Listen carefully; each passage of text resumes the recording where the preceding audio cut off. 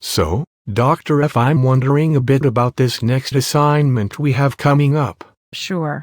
What is it that you are wondering about? Well, the assignment is for us to select some kind of text to read aloud to students. You want us to read aloud to kids who already know how to read? I am wondering if you remembered that you are a professor of middle secondary education? Aren't read-alouds for little kids? Read-alouds are for everybody. Once you check out the guidelines for selecting a read-aloud for middle and high school grades, I think you will see that there are lots of benefits to them. The trick is selecting a strong text that links to your instructional objectives. What do you mean? It is important to recognize that read-alouds are a specific instructional strategy with a specific purpose. Using read-alouds in a middle or high school class does not mean that you have students listen to an audiobook.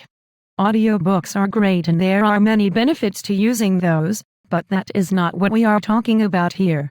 It also does not mean that you are simply reading the book out loud to your kids, although there are benefits to that strategy as well. No, the read-aloud strategy is used as a way to support the teaching of content by selecting engaging material that can be read aloud in a dramatic or playful way. The purpose for your selected read-aloud material is based on its connection to the content you are teaching. The read-aloud provides students with another entry point into the content. Okay, but I thought I already gave students an entry point with the framing the text activity. Yes, you did. But you have to invite the students in every day. Remember, you are the only person in the room getting paid to be there. You have to create and recreate the right conditions for learning each and every day. Yeah, but how does reading aloud something different than our assigned book do that? First, yeah, but is totally deficit-based language.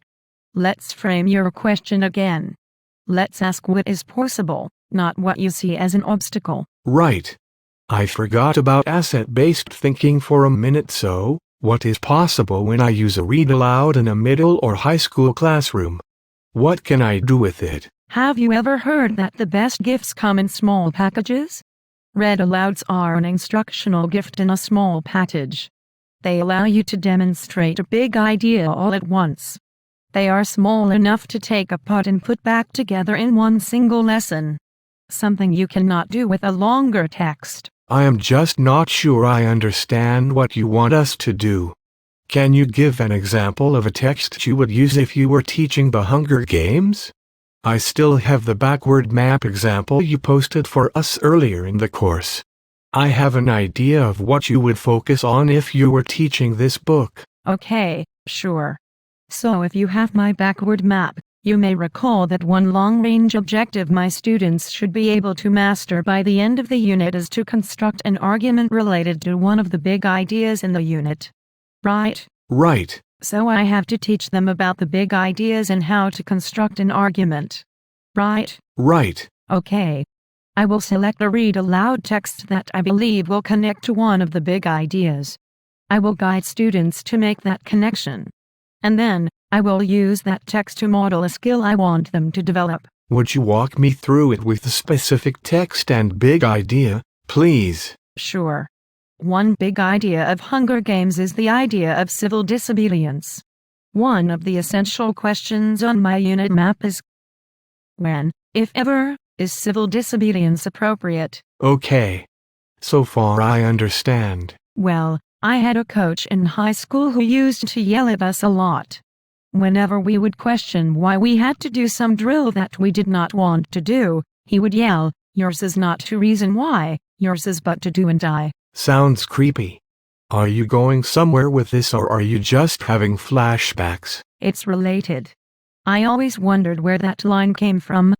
Then, in college, I read Lord Alfred Tennyson's poem Charge of the Light Brigade. That is where my coach's line came from. Yes. And is it possible that this is at all related to our assignment? Yes. The poem is about how more than 600 soldiers followed orders that were misunderstood by their commanding officer. They charged into certain death while the commanding officer retreated to his yacht. The soldiers did not question why they had to follow the orders. They charged ahead and of the 673 men, less than 200 survived. The newspaper reported the story, and when Lord Tennyson read the story, he wrote the Charge of the Light Brigade poem in response. I would use this poem to help students connect how powerless the soldiers were to question the orders in the same way that the tributes are powerless to question the capital. I would use Tennyson's writing of the poem help students see how citizens may use their voice to ask the reason why. I would use the poem as a model text for students. They would use the framework of this famous poem to create their own poem about the Hunger Games, and then later they would create another poem to answer the essential question I posed about when civil disobedience is appropriate. See? Yeah. I see. So you'd use the poem as a read aloud.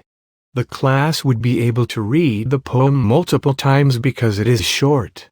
That is like what Gallagher calls second draft reading, right? Yep. So then, the read aloud is also like the mini lesson that Atwell talks about too? For sure. I use the read aloud as my mini lesson to provide some direct instruction related to Hunger Games without using the actual book. This would allow my students to zoom out on the Hunger Games book to see how the literature we are reading is connected to bigger ideas. You got it. Still think reading aloud is only for little kids? Nah. I get it now.